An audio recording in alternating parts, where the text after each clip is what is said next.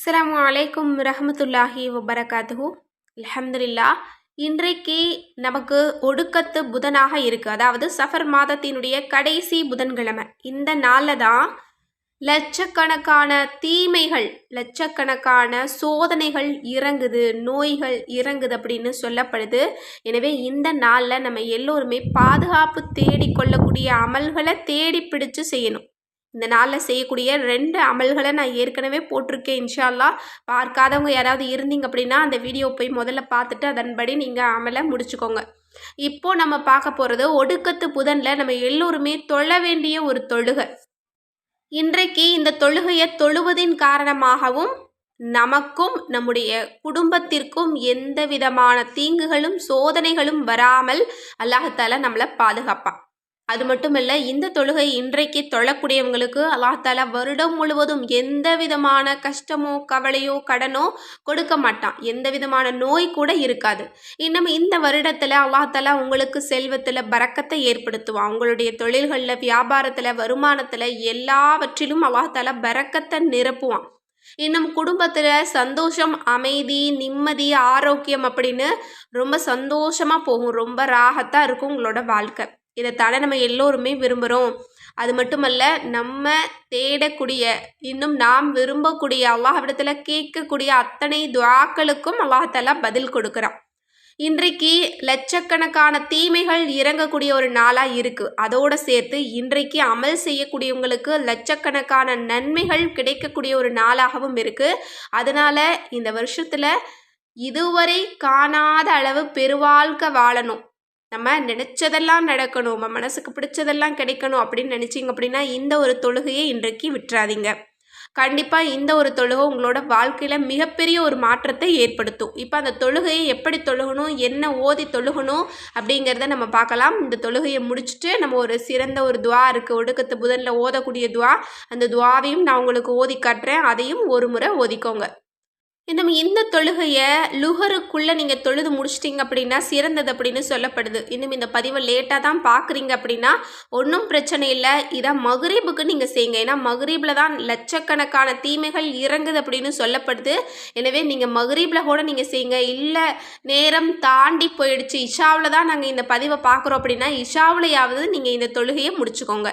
இப்போ அந்த தொழுகை எப்படி தொழுகணும் அப்படின்னா, நல்ல முறையில் ஒழு செஞ்சுட்டு 4 ரகாத் இஸ்திஹாரா அப்படின்னு சொல்லி நீங்கள் தக்பீர் கட்டிக்கணும்.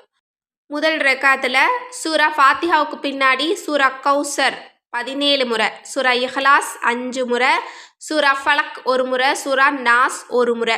இதே போல தான் நீங்கள் 4 ரக்காத்தையும் தொழுகணும். 4 ரக்காத்துலேயுமே சூரா கௌசர் ஓதியிருக்கணும், சூரா இஹ்லாஸ் ஓதியிருக்கணும், சூரா ஃபலக் ஓதியிருக்கணும், சூரா நாஸ் ஓதியிருக்கணும்.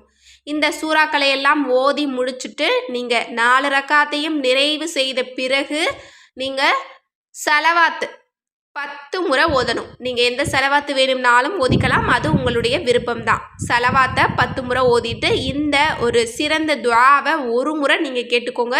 இந்த துஆ உங்களுக்கும் உங்களுடைய குடும்பத்தாருக்கும் எண்ணற்ற பலன்களை வாரி வழங்கக்கூடியதாக இருக்குது.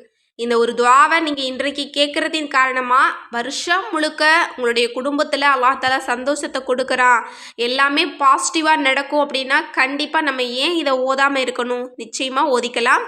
இன்னும் இதை ஓதுறதுக்கு ஒரு சில வினாடிகள் இருந்தால் போதும். ஆனால் அதற்கு இவ்வளவு பலன் கிடைக்குது அப்படின்னா நம்ம யாருமே இதை விட்டுறக்கூடாது. இப்போ அந்த துஆ என்ன அப்படிங்கிறத நான் உங்களுக்கு ஓதி காட்டுறேன். பிஸ்மில்லாஹிர் ரஹ்மானிர் ரஹீம்.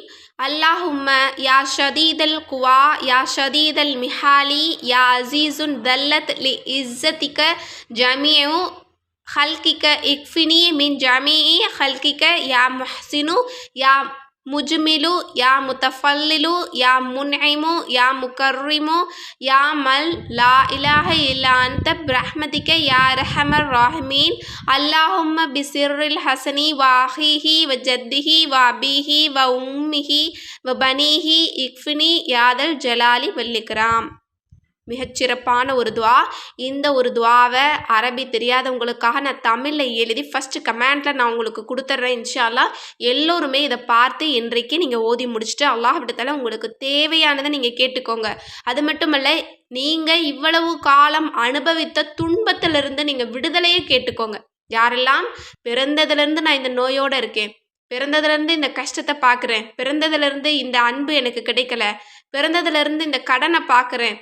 இப்படி வாழ்நாள் முழுக்க நீங்க அனுபவித்த கஷ்டங்களை சொல்லி கேளுங்க. இந்த கஷ்டம் இனி எனக்கு இருக்கக்கூடாதுடா அல்லாஹ், எனக்கு லேசாக்கி கொடு.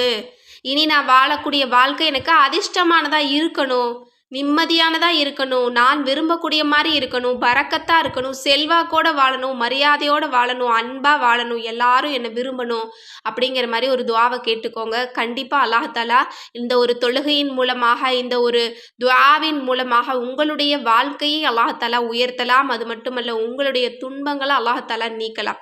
இன்றைக்கு நீங்கள் இந்த தொழுகைக்காகவும் துஆவுக்காகவும் செலவிடக்கூடிய 5 நிமிடமானது உங்களுடைய வாழ்க்கையை மாற்றி கூட அமைக்கலாம். ஏன்னா ஒரே ஒரு அமல், அந்த அமலை நம்ம எப்படி செய்கிறோம் அப்படிங்கிறத பொறுத்து தான் நம்முடைய விதி கூட அடுத்தது நமக்கு மாறுறதுக்கு வாய்ப்பு இருக்குது. ஏன்னா விதியை மாற்றி அமைக்கக்கூடிய வல்லமை நம்முடைய துஆவிற்கு தான் இருக்குது. எனவே யாருமே இந்த அமலை மிஸ் பண்ணிடாதீங்க.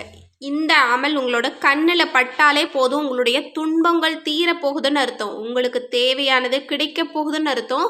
இன்னும் உங்களுக்கு இனி வாழக்கூடிய வாழ்க்கை அதிர்ஷ்டமானதாக இருக்க போகுது அப்படின்னு அர்த்தம். ஏன்னா நிறைய பிரச்சனைகள், நிறைய சோதனைகள் தடுக்கப்பட்டுச்சு அப்படின்னாலே நமக்கு நடக்கக்கூடிய எல்லாமே நல்லதாக தான் நடக்கும். அதனால் கண்டிப்பாக இந்த சோதனைகளை இன்றோடு இந்த அமலோடு முடிச்சுக்கோங்க. கண்டிப்பாக சோதனையோடு வாழ்கிறவங்க, கவலையோட கண்ணீரோடு வாழக்கூடியவங்க எல்லோருமே இதை கட்டாயம் செய்யணும். எனவே இந்த நாளை பயன்படுத்தி, இந்த அமலை பயன்படுத்தி அல்லாஹ்விடத்தில் உங்களுடைய துஆவை கேளுங்க, உங்களோட வாழ்க்கையை மாற்றிக்கோங்க. இன்னும் மற்றவர்களுக்காகவும் இந்த நாளில் துஆவை செய்யுங்க. எவ்வளவோ பேர் நம்ம அனுபவிக்கக்கூடிய கஷ்டங்களை அனுபவிச்சுட்டு இருக்கலாம். அவங்களுக்காக, கண்ணுக்கு தெரியாத, பழக்கமே இல்லாத, நம்ம பார்க்காத ஒரு சில நபர்களுக்காக நம்ம கேட்கக்கூடிய துஆவானது கட்டாயம் நம்முடைய வாழ்க்கையை மாற்றி அமைக்கும். எனவே கண்டிப்பாக எல்லா மக்களுக்காகவும் துஆ செய்யுங்க. அந்த துஆவில் என்னையும் சேர்த்துக்கோங்க. கண்டிப்பாக உங்களோட துஆ எனக்கு ரொம்ப ரொம்ப அவசியமானதாக இருக்குது. நானும் உங்கள் எல்லாருக்காகவும் துஆ செஞ்சுட்டு தான் இருக்கேன். ஒவ்வொருத்தருக்காகவும் தனித்தனியாக நான் துஆ கேட்டுட்ருக்கேன். எனவே மற்றவர்களுக்காக துஆ கேட்குறத எப்போதுமே விட்டுறாதீங்க. அதை ஒரு துஆவில் ஒரு அம்சமாக நீங்கள் எப்போதுமே கொண்டு வாங்க. இது உங்களுடைய வாழ்க்கையில் நிறைய மாற்றங்களையும் நலவுகளையும் கொண்டு வரும்.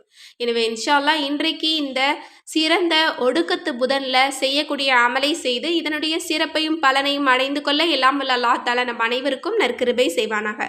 ஆமீன் என்று கூறி இந்த பதிவை நிறைவு செய்கிறேன்.